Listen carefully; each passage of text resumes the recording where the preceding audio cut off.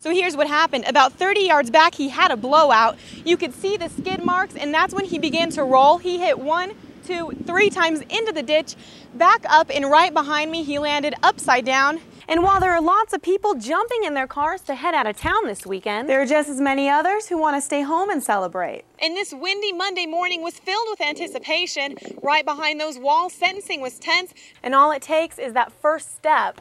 The first step towards a brighter future. They say the best way to prevent the H1N1, commonly known as swine flu, is to wash your hands. Right here on the net via email was a scam. Sound familiar? Well, this happened to us today, and instead of believing it, we decided to investigate. Do you want to say anything to the people if they're watching that broke into your box? I hope they catch you, period. George Gingell wants the criminals responsible caught. For the second time in 2 weeks, George is one of a number of people who had their mail stolen from this post office on Kellogg Road. The reason I had the box was I figured it was secure.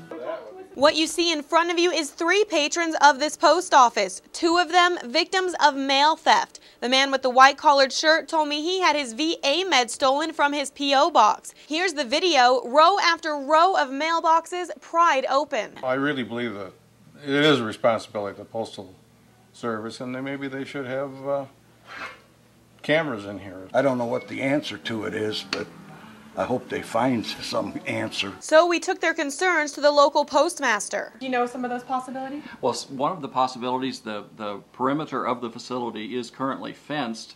We haven't used the option of locking the gates yet, but that could be one of the possibilities we'll have to look at in the future. Post office officials tell me that this door used to be locked at night, but because of so many customer complaints, it's now open 24/7. Should people feel safe leaving their mail there, basically? Definitely, but I still wouldn't recommend leaving it for any great length of time. If you're here, treat it as if it's your mailbox on the street or on the front of your house, and pick up your mail regularly. But folks like George Gingell, they want immediate justice. The dummies that did it don't realize that it's a federal crime.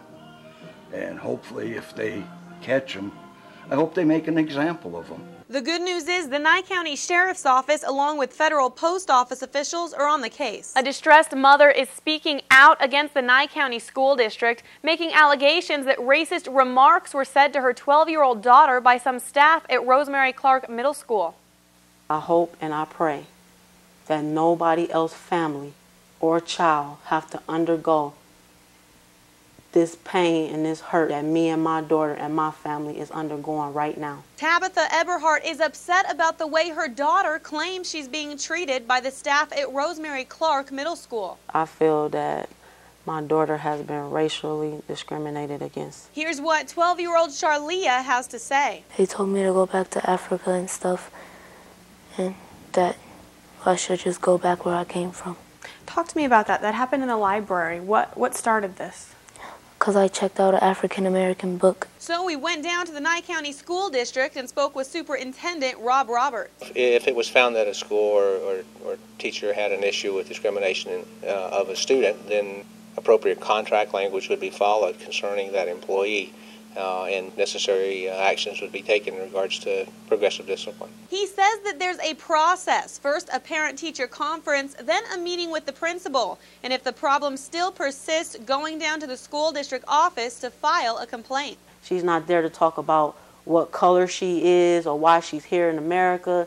She's there for education. She says the real victim here is her daughter. She's been crying behind this. She hasn't been able to sleep. I feel sad for what they did to me. So far, she says she's talked to the teacher and the principal, and still nothing has changed. Her next step would be to come down to the Nye County School District office and fill out one of these forms, because until she does, Superintendent Rob Roberts says nothing can change. I just hope that that parent or any of the parents that feel that they're wronged in this way or that their student is infected, please come forward and let us get to the bottom of it so we can ensure that there's a positive learning experience for all the students. And that's what Tabitha and her daughter want, but resolving the issue may mean something different to both sides. Now, we do want to say that as far as we've heard, these are the only allegations against certain staff members at Rosemary Clark Middle School, but Tabitha Eberhardt, convinced her daughter has been wronged, does plan on filing a lawsuit against the Nye County School District. We will stay with this story as it progresses and keep you updated as new information becomes available. Thank you very much, Ariel. You can keep an eye on your old friends or make new ones without even leaving your house. But with millions of us now socializing online, it's like a buffet of personal information for identity thieves. Online identity theft in action. Thankfully, this was just an investigation. Our subject, 19-year-old KPVM intern Megan Filter. Do you have anything on any of your accounts that you'd be afraid that people might get a hold of or think that they could use against you? No. Think everything's fine? Yep. Here's how easy it was. First, we looked up her real information on Facebook, then created our own account using her information. I took her picture off her website and put the photo on my site. All there was left to do, add her friends and start impersonating. And it was that simple. We went on to her profile, got readily available information that she had posted, took that information, made our own profile, and now everyone that we get in contact with is going to think it's her. That quick. And she's now a victim of identity theft. Then we took her in and showed her the site. Are you thinking differently now about the information you have up there?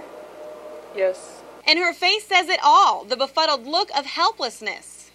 Scary. Pretty scary, I mean, from what you showed me. It's that easy. This crime can happen to you. Anything you want to say to your friends who might have the same information up there to warn them? Oh yeah, they'll be getting phone calls in the next 5 minutes.